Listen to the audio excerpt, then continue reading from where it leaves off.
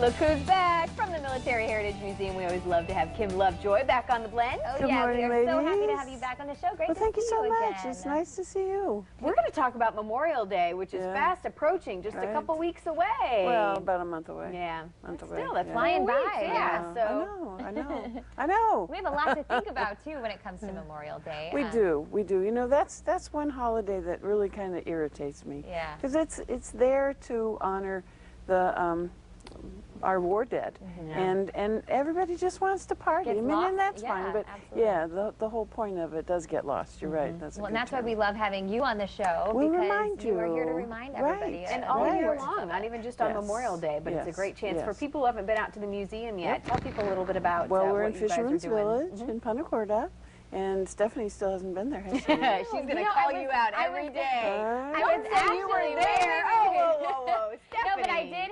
I was going out to the air show, and I was going to stop in then, but I ended up working that day. Oh, so okay. on my way back, there was jets flying over my head. So I was the amount of people that were on the side of the road, on the side of the highway, mind you, at the highs. I mean, they were packed everywhere. So I'm sure that you guys were just slammed busy then. Right. Anyway, we cover all branches of the service, all wars from the Civil War forward.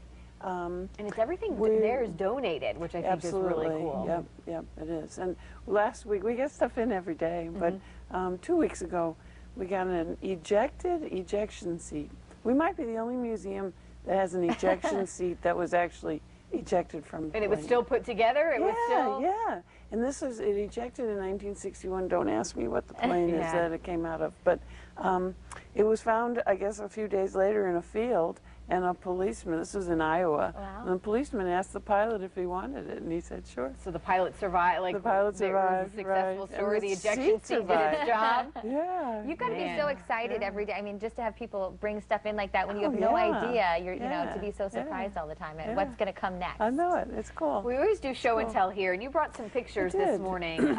Do you know, there are, that I could find, 22 cemeteries around the world for America's war dead. Wow. Right, and they're mostly World War II and World War I, but there are 123,798 soldiers buried in them. Wow. Right, they fall under America's Battle Monuments Commission. Looking at, there's one there. Right. There's beautiful. I mean, they really are. I mean, they do a good job. They're very nicely taken care of. Right. Let's see, this one's in France. Holding. Oh no, I'm looking at the wrong page. No, that one's France. 2,200 there. Oh my gosh. But you look at those and you just imagine the amount and the number of people. This is in Italy. There are 4,000 there.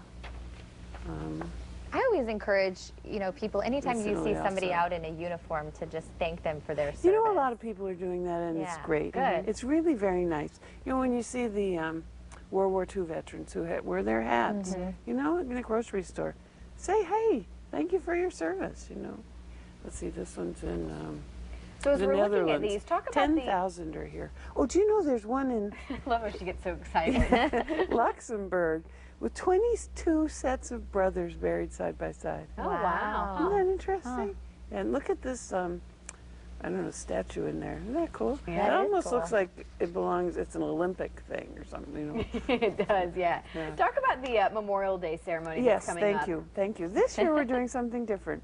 Our keynote speaker is a teenager. Oh, really? She's a junior in high school, and she's with the Port Charlotte High School Junior Navy ROTC program. Wow. And I thought, what the hey, let's invite someone, so I asked their instructor to recommend someone who's a good public speaker, who's comfortable in front of a crowd. And we get a big crowd. Well, maybe I can bring her next time. I'll find out. I'll ask. Yeah. So I'm really excited. I think this will be cool. But our program starts actually at 11 o'clock. The Charlotte High School Symphonic Band will play patriotic music for 45 minutes. Then our program starts at noon. And we'll do all the formal stuff. Bringing in the colors. And of course, go check out the museum in the meantime. Yes, thank you so much. Kim, thank you for being here. We look forward to you. having you back. Yeah, bring that teenager on the show. Yeah.